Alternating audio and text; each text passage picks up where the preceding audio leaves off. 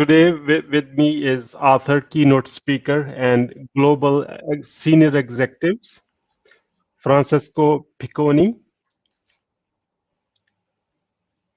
Welcome, Francesco. Yes, good afternoon, everybody. Let me start with this. Where were you? What happened? Who were you surrounded with that inspired you to do what you do today? Yes, so, I am basically a global HR executive. I have 25 years of experience with blue chip multinationals like GE, Saudi Aramco, FCA, Fiat, Alstom. And actually also in family companies or private or listed company like Falk Renewables or Indesit. What has defined my career throughout these 25 years is two things. The ability to structure unstructured companies, so building exceptional talent pipelines, building great HR processes, designing organizations, but also, let's say, the ability to change companies and transform companies which are facing, let's say, new business challenges. I've done this basically in various countries like the UK, France, Germany, Saudi Arabia, and of course, Italy. And for the rest, I've worked a little bit everywhere in the world. And it's not over. Actually, let's say I'm looking at Asia with a lot of interest at the moment, or again, still the Middle East, and who know what the future will bring.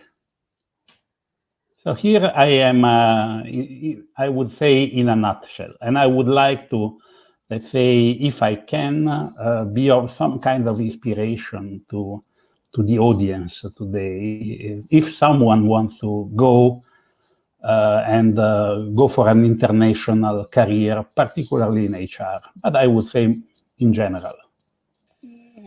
What are the top 3 mistakes to avoid in being in HR?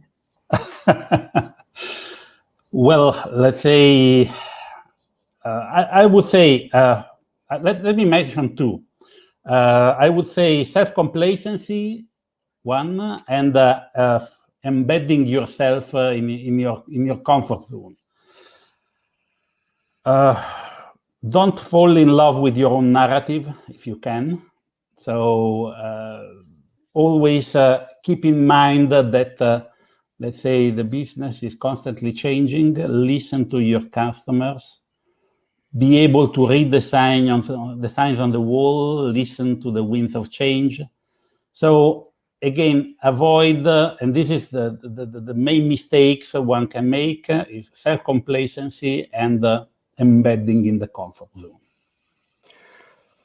What are your top 3 success secrets and that others can model? Well, I don't think I have real secrets on this. I would mention, let's say, get the best preparation you can at university. This is really, really important. Second, it's a network game. Get in touch, keep in touch, be generous with the others, mind your reputation, and build your personal brands. I would say this is the second. Well, for the rest, I always admire those who are able to plan their career like a computer in a chess game, if you wish. So they can anticipate their moves 15 moves ahead. I've met a couple of these people. I fear it's not me, for instance. I would say I prefer, let's say, if you know the Forrest Gump movie, at some point, Forrest Gump says, life is like a chocolate box. You never know what you're going to get. And basically, this is it. try to plan your career as much as possible, but let's say don't think too much on a good professional opportunity. Trust your guts and take reasonable risks. Jump in water, say many yes and a few no. Don't have excuses, don't have regrets. If your guts say this is a good opportunity, just go for it. We are going to quick answers. Are you ready for it? I was born ready. What do you want to be remembered for? Well, let's say as a person who is able to deal with the most serious and sensitive issues with a smile, and if possible, with some lightness and some irony. What do you want to do when you grow up? That's a good question. That's a very good question. When I grow up, I visited the 60 countries so far. I want to visit another 60 countries. So this is what I want to do when I grow up. But this is not for now. Before doing this, I want to contribute to at least one more company in terms of, I don't know which part of the world it will be, but contribute to transform at least one more company before I grow up and decide to travel more. What is the advice you would give younger yourself? Oh, no advice whatsoever. I think my younger self has all the rights to send my older self to hell, if you wish, and he should do that. My younger self should be able to make his own mistakes.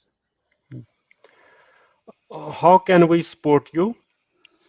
Well, you are doing great. With this interview. Yes, this is my LinkedIn address. There you can find not only more information about myself, but particularly resources for those who want to become international. There are presentations, there are interviews, there are videos, there are all kinds of resources, if you wish. So go there and let's say send me a connection, invite me to connect.